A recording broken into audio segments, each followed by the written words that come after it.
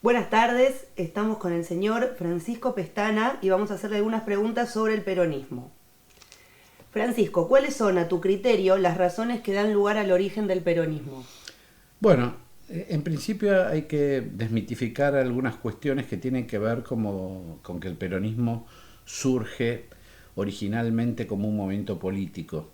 Eh, Eso tiene mucho que ver con, digamos, la adopción de muchas categorías eh, provenientes sobre todo de Europa que no contribuyeron a interpretar los orígenes profundos de ese movimiento tan importante para la vida política del país. En realidad, y siguiendo las enseñanzas de muchos de nuestros maestros, como Fermín Chávez o como Ponferrada o como Armando Porati, el peronismo es básicamente un fenómeno histórico-cultural. ¿Qué significa un fenómeno histórico-cultural? Básicamente que los tiempos previos al peronismo están caracterizados por una serie de eh, acontecimientos en el país que básicamente tienen que ver con una profunda tensión y discusión y promoción de la cultura popular. Nosotros sostenemos que entre los años 20 y los años 40 hubo una revolución cultural en la Argentina que vino de alguna manera a poner en cuestión algunos de los presupuestos sobre los que se asentaba la sociedad argentina y las instituciones argentinas después de las guerras civiles. En ese sentido, un fenómeno histórico-cultural como el peronismo posee ciertas dimensiones, ¿no? Básicamente, una dimensión externa que tuvo que ver con las condiciones económicas, políticas y sociales previas al surgimiento del peronismo, con la situación de las masas trabajadores, pero también con las condiciones de la inmigración, con la distribución de la riqueza en aquellos tiempos en la Argentina. Y además esa misma dimensión contuvo además o generó una serie de productos y bienes culturales que caracterizaron una época. Yo siempre recuerdo, digamos, como en la pintura casi espontáneamente empezaron a surgir pintores como Quinquela Martín o Molina Campos que de alguna manera trataron de mostrar una realidad diferente a la que vivía la Argentina de la Belle Époque, el gaucho por un lado, o el trabajador o el estibador por el otro, pero también podremos hablar de la literatura, donde aparece o reaparece la cuestión del gaucho, del mito gaucho, donde grupos de escritores se van a autodenominar como Martín Fierristas, etcétera. Y una dimensión interna que es quizás un poquito más profunda y que tuvo que ver obviamente con un proceso histórico que no se da de un momento para otro, que digamos es la producción de una autoconciencia, nosotros denominamos, que de alguna manera promovió, digamos, una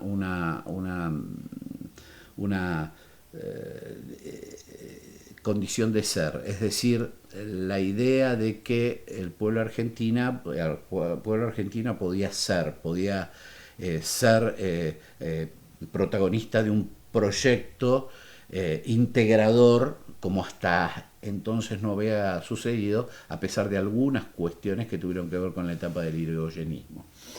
Eh, esa profunda revolución cultural, sumada además a las condiciones o a la dimensión externa que tuvieron que ver las condiciones de pauperización de muchos trabajadores y las condiciones inclusive de los migrantes en la Argentina, generó una serie de condiciones que permitieron de alguna manera imprimir al peronismo una fuerza que superó la fundacional de un partido político. Por eso el peronismo no se configura como un movimiento político, sino como un movimiento anticolonial, por un lado, porque la presencia británica manifiesta de alguna manera planteaba una otredad, un otro, que atentaba contra los intereses autónomos o soberanos de nuestro pueblo, y anticolonialista por un lado, pero por otro lado con una profunda,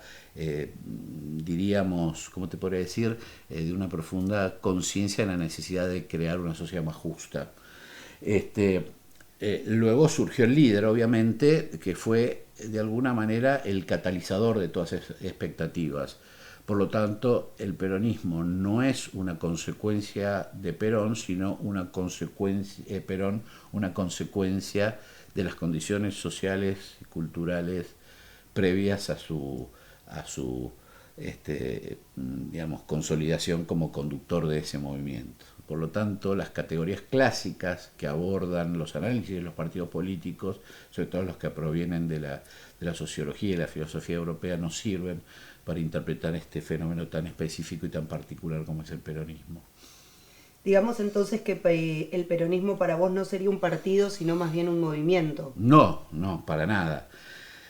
Digamos, el partido político en todo caso en el peronismo cumplió en la época esa del primer peronismo una función netamente instrumental, es decir, un instrumento para participar de una institucionalidad que ya estaba configurada por un régimen anterior que estaba sustentado ideológicamente en el positivismo filosófico y en el liberalismo decimonónico, pero de ninguna manera el fin en sí mismo. Nunca estuvo ni en la cabeza de Perón, ni siquiera en el espíritu del peronismo como fenómeno, la idea de un partido político. No lo es y de alguna manera se aspira a que nunca deje de ser un movimiento, ¿no?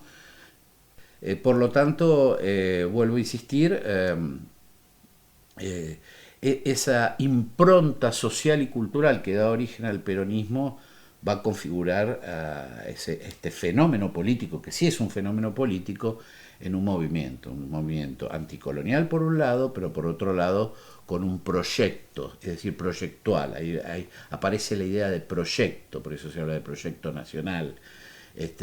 Los seres humanos somos seres esencialmente proyectuales. Proyectarse es anticiparse al futuro. Por lo tanto, el peronismo intentará, o el movimiento peronista intentará no solamente la construcción de un presente más justo, más soberano, sino además la idea de un continuum, es decir, de un digamos, devenir que permita, o que tenía como objetivo general la felicidad del pueblo y la grandeza de la patria en ese orden. Es decir, y digo en ese orden porque es muy importante, el carácter eminentemente social y cultural del peronismo va a poner, digamos, a la felicidad del pueblo como precondición necesaria para la grandeza de la patria. A diferencia de la Alemania, por ejemplo, donde el nacionalsocialismo puso la grandeza de la patria por sobre la felicidad del pueblo. Relacionado a esto que me estabas diciendo de la proyección, a tu entender, ¿cuáles son las razones por las cuales se mantuvo y se mantiene todavía en vigencia? La vigencia del peronismo, en especial hasta la muerte de su conductor que además era catalizador de fuerzas, obrará como catalizador de las fuerzas que compusieron el movimiento, algunas de las cuales inclusive tenían posiciones disociadas y hasta a veces antitéticas, pero que coincidían en la necesidad de un proyecto autónomo de liberación, se debe profundamente a eso, a las profundas raíces culturales que el peronismo tiene en sus orígenes, sociales y culturales. Esa es básicamente la razón por la cual el peronismo, a pesar de la muerte de Perón, pudo mantenerse en cierto sentido estructurado a partir de ciertos parámetros o ciertas condiciones identitarias que luego con el tiempo se fueron desvirtuando, obviamente, porque al desaparecer ese catalizador, digamos, se produjo una suerte de anarquía dentro del movimiento y evidentemente cada una de las facciones intentó sobreponerse sobre la otra ante, digamos, la cefalía de la conducción. Pero es básicamente eso. Entender el peronismo como una cultura es condición sine qua non para entender gran parte de la historia del país del siglo pasado y en cierto sentido del presente, ¿no? ¿Y podrías profundizar un poco más en esta idea de que el peronismo es un fenómeno histórico-cultural? Sí, bueno, en cierto sentido, y parcialmente lo respondí en tu anterior interrogación. Cultural básicamente porque si uno analiza el periodo del 20 al 30, va a encontrar en todas las manifestaciones del arte popular expresiones de alguna manera que van a poner no solamente en cuestión el orden impuesto, sino además van a proponer nuevas cosmovisiones. Ejemplo, mientras el régimen anterior, el régimen surgido de las guerras civiles y protagonizado básicamente por Mitre, Roca y sus posteriores seguidores, estaba sustentado en una cosmovisión de la sociedad individualista, donde el ser humano, los individuos, competimos entre nosotros, y de alguna manera la realización del individuo es una realización individual. Toda la batalla antipositivista filosófica, desde el punto de vista filosófico, que ocurrirá desde principios de siglo y que permanecerá porque en cierto sentido esa tensión aparecerá fuertemente en el Congreso de Filosofía de 1949, va a plantear un cambio de paradigma en donde los seres humanos nos realizamos en tanto integrantes de una comunidad. Es decir, como decía Perón en su momento, no hay ser humano que no se realiza todo ser humano se realiza en una sociedad que se realiza. Es decir, una visión orgánica, no organicista de la sociedad. En ese sentido, toda la cosmovisión justicialista presupone la existencia de una realización que es inherente a la naturaleza colectiva del ser humano. Eso por un lado, es clarísimo el encuadramiento filosófico del peronismo, expresado no solamente en las obras de Perón, sino de aquellos autores que, digamos, adhirieron crítica y acríticamente al movimiento peronista. El peronismo será la consecuencia de la revalorización del folclore de los años 20, será la consecuencia de la profunda transformación pictórica, será consecuencia además de la literatura, no solamente de la literatura de la narrativa, sino además de la literatura política, de los forjistas, de los hombres y mujeres de la Fuerza de Orientación Radical para la Joven en Argentina, de los autores de ciertos sectores del nacionalismo en Argentina, inclusive de algunos autores de izquierda que se incorporarán a la cuestión nacional. Es decir, cuando uno mira el mundo del arte y de la cultura popular en general, si uno pudiera establecer un pantallazo, es claro que hay una o dos generaciones que aspiran a ser, y ser en un pueblo es autorrealizarse de acuerdo a sus propias, su propia idiosincrasia, su propia historia, sus propias tradiciones. Es una amalgama de alguna manera, siempre en el marco de una sociedad mestiza o multígena, como bien describía Scalabrini Ortiz. Eso es muy fuerte porque es una ruptura absoluta con el régimen político-cultural anterior. Digamos, es tremenda. Es cuando uno compara los textos de los autores de la época que tensionan, te das cuenta que es una división sumamente profunda. Pero aparte cuando uno mira las piezas musicales o la poesía, o luego después la época del oro del cine argentino, películas como Las aguas bajan turbias y tantas películas que ni siquiera y que encontrás directores y guionistas como Mero Manzi o como los Discépolo, etcétera, vos te das cuenta que hay una profunda además voluntad de ser. Hay una profunda voluntad de ser. Y esa voluntad de ser, además, va a tener como eje de discusión un tema que es fundamental, que es la cuestión de identidad, que surgirá de la pregunta ¿qué somos? Y hacia dónde vamos. Bueno, el peronismo se dio una autoexplicación del qué somos y logró, digamos, catalizar una serie de ideas que nos orientó, al pueblo argentino hacia el dónde vamos.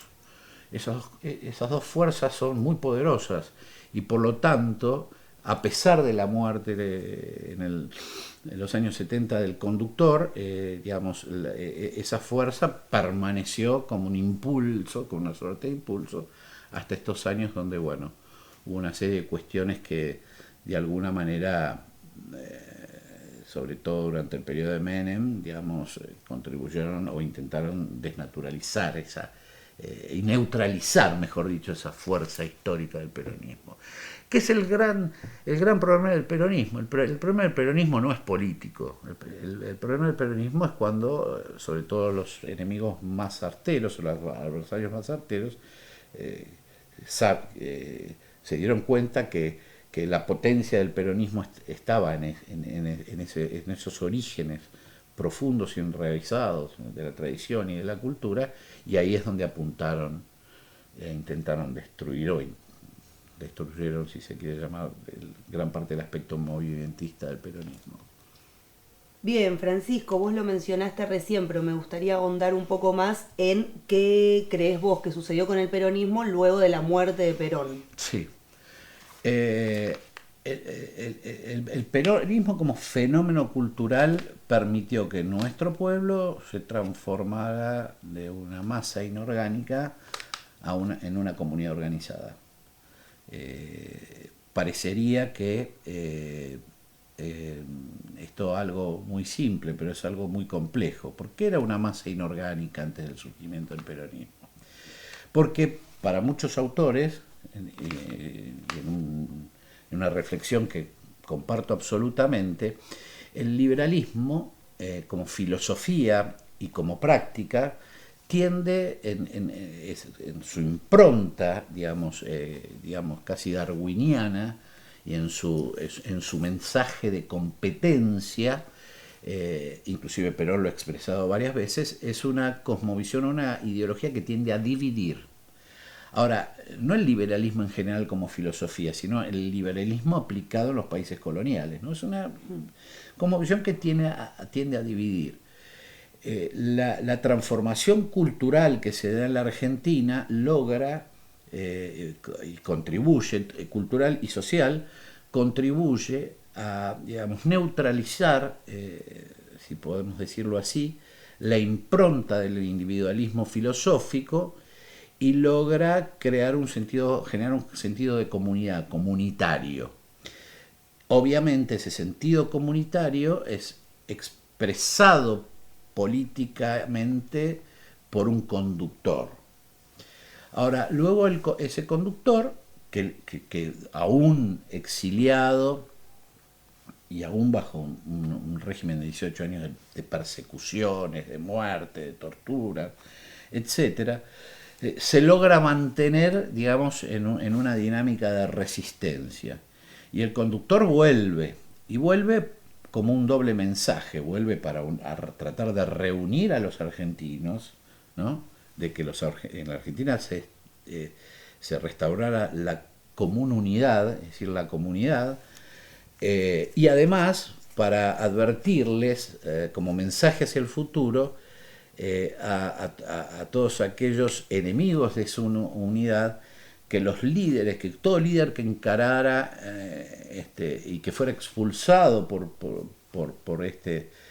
intentar crear un proyecto común, iba a regresar, porque vos acordate que tanto San Martín como Rosas y otros mueren en el exilio, ¿no? Esa idea de que todo tipo que intenta hacer algo tiene... Entonces yo creo que ahí hay una decisión de Perón que tiene que ver más con un mensaje hacia el futuro, ¿no? Muerto Perón, digamos, muerto el catalizador, las fuerzas están absolutamente en tensión, obviamente hay infiltración, obviamente también hay acción por parte de algunos estados poderosos a quienes les convenía una Argentina dócil para realizar, entre comillas, las inversiones y los negocios que aspiraban a realizar, y empieza un proceso de desmembramiento del movimiento que se ve ocultado por la tremenda y atroz dictadura genocida, ¿no? Es decir, el genocidio de la dictadura militar apunta a varias cuestiones. Una, la desaparición del peronismo como fenómeno cultural, como fenómeno místico, como fenómeno político, pero sobre todo orientado hacia la destrucción o el quiebre de la estructura básica, de la columna, que se llamaba columna vertebral del movimiento, que era la clase trabajadora, que había logrado un sistema de organización inédito en Latinoamérica, aún lo sigue siendo, bajo una categoría filosófica que es la organización libre del pueblo. Que es todo un tema aparte, porque generalmente los grandes errores que se cometen en los libros académicos es que cuando se aborda o se intenta abordar el mundo del sindicalismo peronista clásico, se aspira a observarlo desde otras categorías y nunca se contempla la categoría de organización libre del pueblo sobre la cual se estructuró todo el sindicalismo, ¿no? Y ya hubo también obviamente una juventud que impetuosamente, algunos más equivocados que otros, aspiraban, digamos, a un camino revolucionario que acortara los tiempos, ¿no? Por eso Perón siempre hablaba entre la sangre y el tiempo, los pueblos siempre tienen que elegir el tiempo, porque el tiempo en la naturaleza es un sinónimo además de maduración. Por lo tanto, digamos, la muerte de Perón es bastante catastrófica para ese peronismo clásico que había asumido la conducción de los destinos del país y que había de alguna manera establecido una Argentina, ha puesto a la Argentina en unas condiciones de constituirse una de las grandes potencias en Latinoamérica. Yo no lo voy a enunciar aquí, pero ya contar con 1.600 buques entre fluviales y marítimos, con la producción de aviones a reacción, con una industria semipesada, con los niveles de exportación que nosotros teníamos en aquellos tiempos, y bueno, ningún otro gobierno pudo llegar a ni siquiera acercarse, digamos, a esos números, digamos, ¿no? Entonces, obviamente, la muerte de Perón, algunas condiciones y factores externos e internos al movimiento hacen que la muerte de Perón sea mucho más trágica que el hecho de la pérdida de un conductor, ¿no? Quizá con él muere esa idea prospectiva de destino, ¿no? Común. Y bueno, luego la recuperación de la democracia encontrará un peronismo, digamos, acéfalo, con algunos dirigentes que tuvieron la capacidad de reconstrucción de ciertos aspectos del movimiento, pero que ya estuvieron integrados a otro sistema. Es decir, la posibilidad de un régimen político particular, autónomo, original, creativo, desaparece, y gran parte de los dirigentes se integran, digamos, al régimen tradicional de la democracia burguesa, con lo cual se van modificando las prácticas, la dimensión mística es reemplazada por la dimensión contractual, por los contratos, se va perdiendo esa idea de conducción como persuasión y reaparece la idea de conducción como mando o simplemente como articulación de intereses personales como para tendientes a los beneficios individuales. No quiero generalizar porque hubo grandes dirigentes pero y otros no tanto, pero ninguno de ellos pudo lograr reconstruir esa situación anterior, y además, bueno, porque las condiciones del mundo y de la Argentina también se modificaron, ¿no? ¿Cómo observas el peronismo en la actualidad? Bueno, es una pregunta sumamente interesante. En primer lugar, yo creo que, digamos, no hay que mirar este peronismo con los ojos con los que observamos aquel peronismo. El peronismo, el primer peronismo es un movimiento que se propone la toma del poder y que se propone además una profunda transformación de la Argentina, no solamente económica, sino política, social, filosófica. El peronismo posterior a la democracia y a consecuencia, entre otras cosas, a las características tan trágicas de la dictadura, reaparece en la vida política del país como, digamos, una organización masiva. Yo me acuerdo que casi 3 millones de afiliados, pero digamos con una dirigencia diezmada, con una generación además diezmada, y una dirigencia mucho más adepta a transformarse en un partido de gobierno que en un movimiento de poder. Y a partir del 83, y sobre todo después de la derrota, se ponen en marcha dentro del peronismo una serie de prácticas y concepciones más vinculadas a un partido tradicional que disputa espacios de poder que a un movimiento transformador, que requiere mística, ética, una serie de principios. No hay transformación sin mística, no hay transformación sin ética. Perón decía, en todo proceso revolucionario vos tenés que tener una moral suficiente, ¿no? Desaparece todo eso y aparece un partido político que comienza de alguna manera a disputar el gobierno, ¿no? Disputar el gobierno. Y con una y totalmente cegada esa dirigencia a las advertencias de aquellos maestros que en ese momento estaban vivos. Me acuerdo de Pepe Rosa, me acuerdo de Fermín, me acuerdo inclusive del mismo Abelardo Ramos y de otros tantos autores, de Enrique Oliva, las advertencias que esto conducía al movimiento a integrarse a un sistema de partidos políticos y a desaparecer como movimiento. Este proceso que comienza con la recuperación del sistema democrático aún perdura. Se ha reemplazado la dimensión sacrificial de la militancia por la dimensión material del contrato, se ha eliminado la dimensión mítica y mística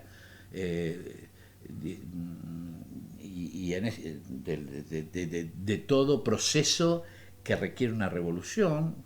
Se ha perdido la valentía, en cierto sentido. No digo toda porque no me gusta generalizar, aparte soy parte de eso, pero se ha perdido esa valentía transformadora, se han perdido muchos cojones en cierto sentido, y hoy por hoy el peronismo oscila, digamos, o puede de alguna manera describirse como una serie de dirigentes que tejen entre sí alianzas circunstanciales para sostenerse en el gobierno. Esta es una situación absolutamente riesgosa para los orígenes del peronismo. Como el pueblo es sabio, el pueblo se irá reconstruyendo y en todo caso esas aspiraciones colectivas de grandeza en el buen sentido de la palabra y de bienestar están presentes en todos nosotros. Tarde o temprano, posiblemente uno no lo vea o tenga la posibilidad de ver algunos esbozos de esto, se recupere. Obviamente a mí mis maestros siempre me enseñaron que amar al país es tener esperanza en él, y en todo caso amar el peronismo es tener esperanza en la recuperación de las características, inclusive a pesar de las diferencias históricas. Yo no veo grandes, en este sentido, grandes intenciones de volver a configurarlo como el peronismo fue. Lo veo más como una especie de aglomerado de dirigentes que en general buscan sostenerse en posiciones de poder, por eso no se retiran, no se van nunca. Hay dirigentes que ya deberían dar un paso al costado si hubieran tenido la mínima grandeza que Perón enseñaba que se necesitaba para hacer política. Hay otros buenos dirigentes, muchos de ellos están ocultos, muchos de ellos son dejados de lado, pero están, es decir, yo no podría generalizar la situación del peronismo, pero digo, en este momento es muy crítica. Porque como partido político no sirve, le puede servir a quienes participen de la distribución de cargos, pero no le va a servir al país para terminar de liberarse, que es el objetivo fundamental. Con lo cual irán surgiendo otras expresiones, otras organizaciones del pueblo, otros pensadores que irán tensionando con ese destino no tan sano que está por el cual se está encaminando lo que tradicionalmente conocemos con el peronismo. Respecto a la última etapa, yo tengo una visión tengo como una visión que a mí siempre digamos, genera una gran tensión en mí, porque bueno, uno aspira lógicamente a ver el mejor gobierno que pueda durante su vida. Este último gobierno, el kirchnerismo, tuvo algunos elementos que a mí realmente me causaron profunda satisfacción y me emocionaron mucho, pero lamentablemente no hizo hincapié en otros que eran necesarios para consolidar los que ellos querían hacer o decían que iban a hacer. Es decir, esta última etapa, digamos, no hubo, digamos, una mirada estratégica sobre lo cultural.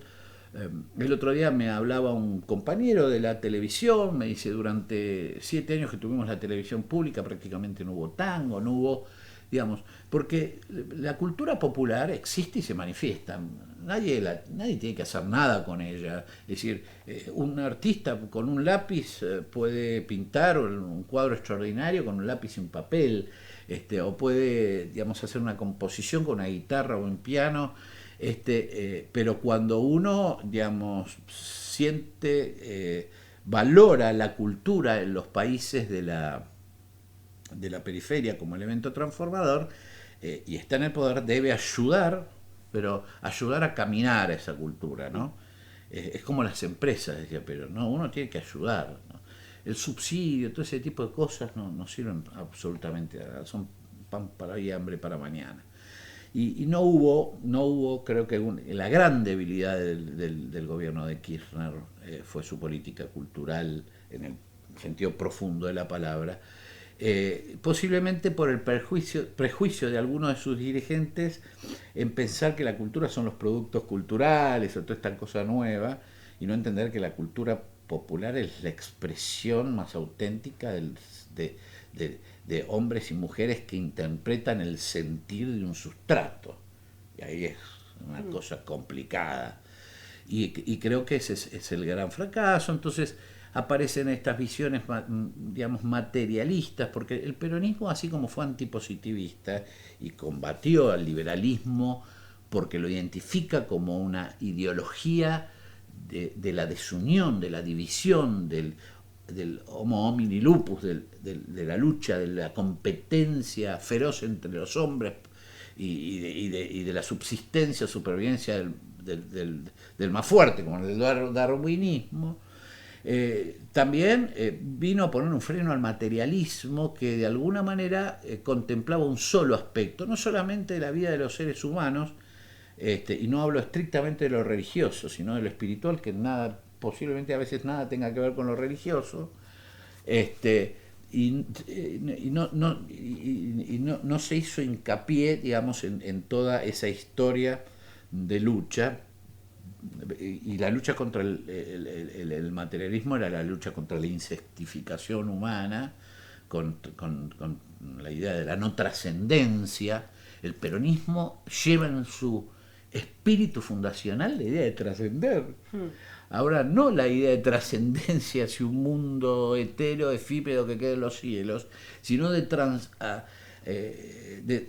trascender, digamos, y de crear un bienestar, digamos, terrenal que involucra lo espiritual. Todo eso realmente no lo veo.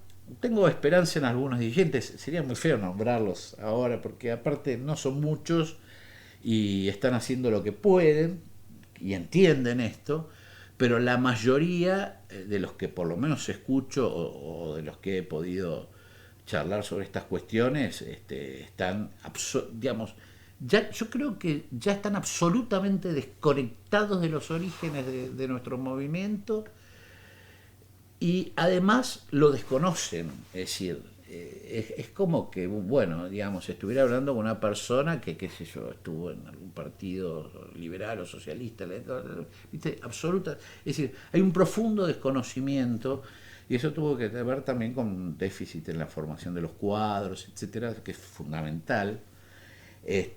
Pero más allá de eso, con los pocos que hay, con claridad creo que se puede hacer mucho.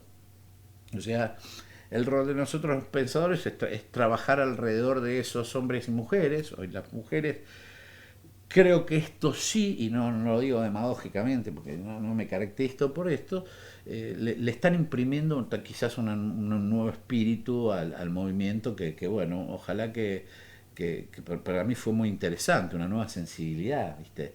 Porque los 20 años anteriores, casi sin participación de mujeres o con participación de mujeres como concesiones graciosas, era, digamos, absurdo esa sensibilidad que podía aportar, que los hombres también la tienen otra y que podían ayudar a contribuir con su percepción a mejorar esta situación, no. Con lo cual, en síntesis, yo tengo una posición expectante, pero no esperanzadora, digamos, en el sistema de dirigencia que constituye el Partido Justicialista. Sí esperanza en algunos dirigentes políticos y gremiales en particular, porque creo que más allá de las cuestiones que tienen que ver con la ética o no gremial, todavía, digamos, un buen dirigente gremial con una buena práctica gremial y con una buena alianza con sus trabajadores puede lograr en Argentina, digamos, convenios colectivos que mejoren la distribución de ingresos, por lo menos en sus sindicatos. Entonces, uno también conoce dirigentes sindicales que tienen claramente la concepción que primero están sus trabajadores y en todo caso después ellos, ¿no? Claro, justamente iba a preguntarte, en base a este panorama al presente que acabas de plantear, ¿qué perspectiva tenés del peronismo de cara al futuro o a los próximos años? Respecto al movimiento al cual pertenezco, tendría mucha más esperanza si algunos, en primer lugar, algunos, entre comillas, dirigentes dan el paso al costado que tienen que dar para poder, digamos, para que se produzca una liberación de fuerzas que pueda sanear, digamos, o que pueda neutralizar esta conversión del movimiento de poder al partido de gobierno. O sea que implicaría un renunciamiento de muchos dirigentes que yo creo que no va a suceder porque es muy difícil que lo hagan, porque la mayoría de ellos no tienen la grandeza suficiente. Segundo, digamos, la toma de conciencia por parte de los dirigentes que tengan la responsabilidad de conducir el movimiento, de que sin de una recuperación, no de la esencia a partir de la cual el peronismo surgió y sostuvo el poder durante tantos años, es decir, dirigentes que entiendan al peronismo, no para volver al pasado como una atadura melancólica, sino para entender cómo son los procesos sociales que se dan aquí en Argentina y en América Latina. Es decir, dirigentes que entiendan de qué estamos hablando, etc. Es decir, paso al costado por un lado de algunos, digamos, una recuperación por parte de otros, una religazón de los que queden respecto a ciertas esencialidades que hacen que nuestro movimiento haya sido lo que fue, Y por último, digamos, una serie de dirigentes jóvenes que sean la sangre nueva, y yo no hago una exaltación de la juventud por la juventud misma, porque hay muchos muchachos jóvenes que tienen 20 o 30 años que tienen prácticas de políticos ancianos. Yo lo veo constantemente, que para muchos de supuestos jóvenes están con el celular viendo cómo rosquean y cómo consiguen algún contrato para él, la novia, el pariente, el tío, el abuelo, etcétera, etcétera, una cosa patética, es decir, pero sí una juventud muy atada, como fue en su época, digamos, a la cultura en su más, en el sentido más profundo de la palabra cultura, y obviamente un replanteo de las prácticas, es decir, no hay liberación sin base, no hay liberación sin contacto. La dirigencia del movimiento tiene que escuchar. Digamos, hay algo que un líder, y eso le enseñaba a Perón, antes que hablar tenés que escuchar. O sea, gobernar no es persuadir, y para persuadir tenés que escuchar. Y no encerrarte entre cuatro tecnócratas que te traen 2 encuestas y 3 estupideces y 4 contactos con algún periodista que te lleva a un programa que es un desastre, como es Intratable, donde no puedes decir una sola palabra, y a lo sumo, si decías alguna escandalosa, te pueden retuitear 15 o 20 personas. Esas prácticas son lamentables, contrarrevolucionarias. Yo tengo fe porque, bueno, venimos de un movimiento que muchos sabemos que proviene de esto. Si esto sucede así, creo que, digamos, puede existir una reconstrucción. Si no, el peronismo o el partido justicialista o el partido, no sé cómo lo quieran llamar, seguirá siendo, digamos, un partido del sistema sin ninguna capacidad transformadora. Bien, esas fueron las preguntas que tenía. No sé si querés compartirnos algo más. Sí, digamos, a uno se le hace bastante difícil. Yo desde que tengo casi uso de conciencia, me incorporé, digamos, intelectual y afectivamente al movimiento. O sea, no me siento un tipo de afuera, no me siento un periodista que está analizando el movimiento. Yo me siento profundamente integrado a esa tradición. Por eso se te hace bastante difícil, digamos, constituir, digamos, o desarrollar herramientas analíticas que te permiten separarte del objeto. Yo estoy dentro del objeto peronismo, participo dentro del peronismo.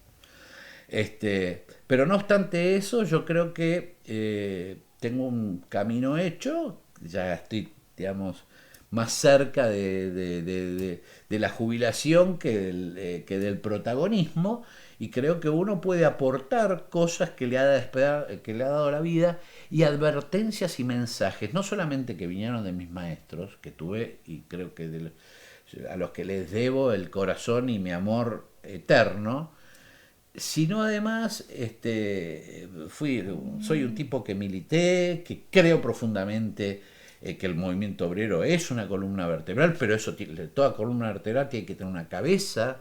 Es decir, cuando Perón hablaba de columna vertebral, hablaba de columna vertebral, de fortaleza, del elemento fuerza, del elemento tracción, pero también tiene que tener una cabeza, no puede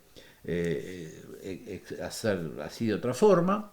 Y además, que muchos compañeros entienden que cuando uno formula críticas, lo hace desde el amor, no lo hace desde el enemigo, porque hubo en estos años alguna dinámica que si vos tenías alguna voz disonante pasabas a ser parte del enemigo.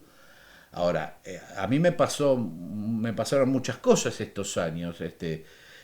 Nosotros, como un grupo de compañeros y compañeras, fuimos lo que intentamos seguir a los maestros, formamos un montón de cuadros, les enseñamos muchas cosas. Yo tengo el orgullo que la mayoría de los compañeros a los que he contribuido en su formación tienen una mirada súper interesante y súper intelectual, racional, pasional y emocional muy positiva respecto a lo que debe hacerse, con lo cual me siento profundamente orgulloso de ellos, no de mí.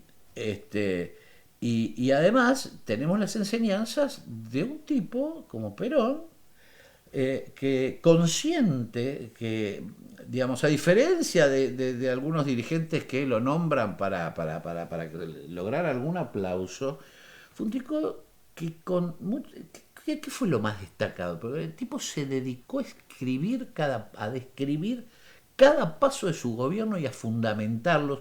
Y en esos fundamentos, por eso hay que leer los 20 libros o 24 libros que forman la obra completa, porque cada paso de Perón fue cada paso político, en términos de política y gestión, fue llevado, digamos, a un texto. ¿Y por qué él hace eso? ¿Por qué se dedica un tiempo a que toda su obra y toda su acción política esté en texto? Porque dejó una herencia. ¿Y cuál es la herencia? La herencia de quizá el conductor más importante que tuvo la Argentina. Y esa herencia, además, es un tratado de ciencia política aplicada a la Argentina. Entonces, tenemos también esa herencia de la cual se olvidan todos bajo una trampa. Que te dicen, bueno, los tiempos cambian. Entonces, sí, los tiempos cambian. Pero la Argentina sigue siendo un país casi, diríamos, semicolonial. En la Argentina hay miles de pobres. La Argentina no fabrica nada. Entonces el tiempo no pasó, al contrario. Yo diría que se da la paradoja que en esos 10 años, digamos, estábamos muchísimo mejor que lo que estamos ahora. Con lo cual, eso que fue muy característico, sobre todo del menemismo, yo me acuerdo un dirigente importantísimo, que fue ministro. Cuando nosotros empezamos a desarrollar nuestra serie de pensamiento nacional, ministro, me dijo, Pancho, ¿te vas a dedicar a eso? Eso ya fue. Esa es la visión liberal de la historia, porque para los peronistas y para los historicistas como nosotros, la historia es presente y futuro. La historia no es pretérito. La historia determina el presente y el futuro. Los mensajes de la historia condicionan. Y condicionan a modo de determinación, a veces, y a modo de enseñanza las otras veces. Entonces me parece una estupidez, sobre todo esa corriente que hubo dentro del menemismo, que había que acoplarse amigablemente a la supuesta globalización y bla, bla, bla, bla, bla, bla. Obviamente se cayeron a pedazos, como otros se van a caer a pedazos, que vienen con recetitas, digamos, adquiridas de algún autor francés, generalmente son franceses, porque queda muy bien recitar si yo te digo Laclos, que no es francés ni siquiera, pero si te digo algún autor francés o alemán, viste, te digo Adorno, Horkheimer, viste, queda bien y parecería que soy un tipo, que soy un leído. Y sin embargo, nosotros hemos tenido y tenemos una playa de pensadores que nunca aspiraron a ser intelectuales, gracias a Dios, que todavía están lanzando mensajes al futuro y que desgraciadamente algunos dirigentes se niegan rotundamente a poner en práctica por temor a perder su pequeño espacio en algún silloncito de poder. Así que bueno, uno sabe que cuando dice estas cosas es